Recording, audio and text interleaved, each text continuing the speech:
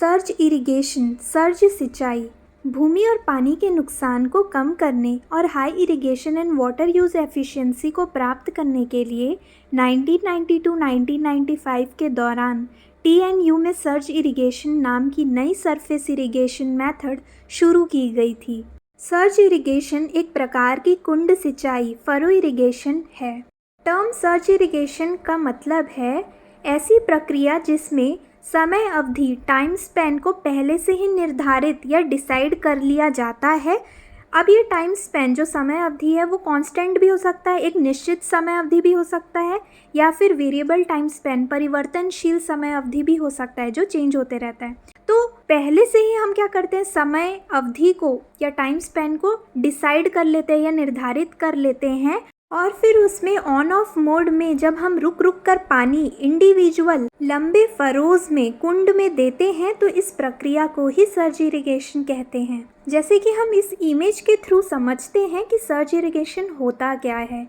क्योंकि ये एक प्रकार का फरो इरिगेशन कुंड सिंचाई ही होता है तो इसमें लंबे लंबे फरोज बनाए जाते हैं, कुंड बनाए जाते हैं, पर इसमें पहले से ही टाइम को डिसाइड किया जाता है कि कब पानी ऑन होगा, कब पानी ऑफ होगा। जैसे पानी को जब ऑन किया जाता है तो पानी बह के थोड़ी दूर तक जाता है और उसके बाद जैसे ही ऑफ किया जाता है तो वो थोड़ी दूर तक और चला जाता है। मतलब एकदम से जब हम ऑफ करेंगे तो ऐसा नहीं कि पानी वहीं तक ही रुक जाएगा, वो थोड़ा सा बह के आगे चला जाता है। फिर जब हम ऑन करेंगे तो फिर पानी बह के आगे जाएगा, फिर ऑफ करेंगे तो फिर पानी क्या होगा, थोड़ी दूर तक आगे जाके रुक जाता है। तो ऐसे करके ये होता जाता है।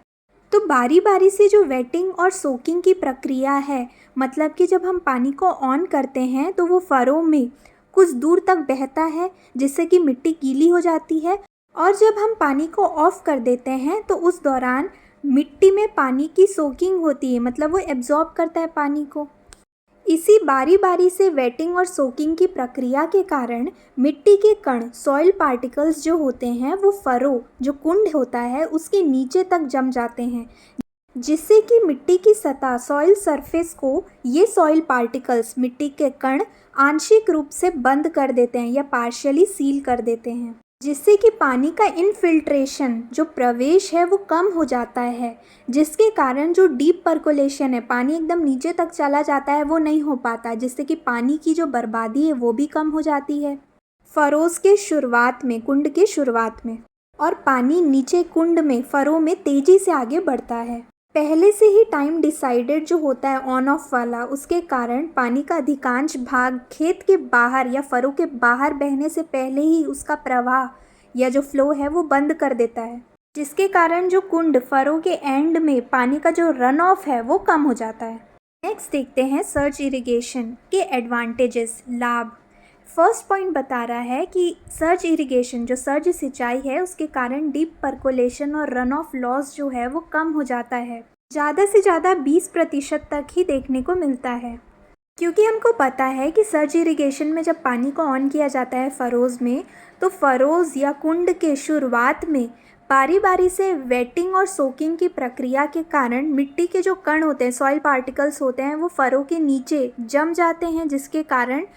वो सॉइल पार्टिकल्स मिट्टी की सतह पर पार्शियली सील हो जाते हैं या बंद हो जाते हैं, जिसके कारण जो डीप पर्कोलेशन होता है जिसमें पानी नीचे तक चला जाता है और पानी की बर्बादी होती है वो कम हो जाती है। वहीं डिसाइडेड टाइम, मतलब टाइम पहले से निर्धारित होने के कारण जो फरोज या कुंड होते हैं उसके आखिरी में पानी का जो अधिकांश भाग है वो फरो या कुंड के बाहर तक नहीं जा पाता है, मतलब उसका प्रवाह उसके पहले ही बंद कर दिया जाता है या ऑफ कर दिया जाता है, जिसकी वजह से जो रन ऑफ लॉस कम हो जाता है। दूसरा पॉइंट बता रहा है सर्ज इरिगेशन में जो पानी का जो वितरण है वो समान रूप से होता है, जिससे कि पर्याप्त मात्रा में जो रूट है उसे मॉइस्चर मिल पाता है, जिसके कारण जो इसकी इरिगेशन एफिशिएंसी है वो भी ज़्यादा होती है, मतलब 85 to 90% इरिगेशन एफिशिएंसी देखने को मिलती है सर्ज इरिगेशन की। इरिगेशन एफिशिएंसी सिंचाई दक्षता, मतलब कि फसल के वृद्धि के लिए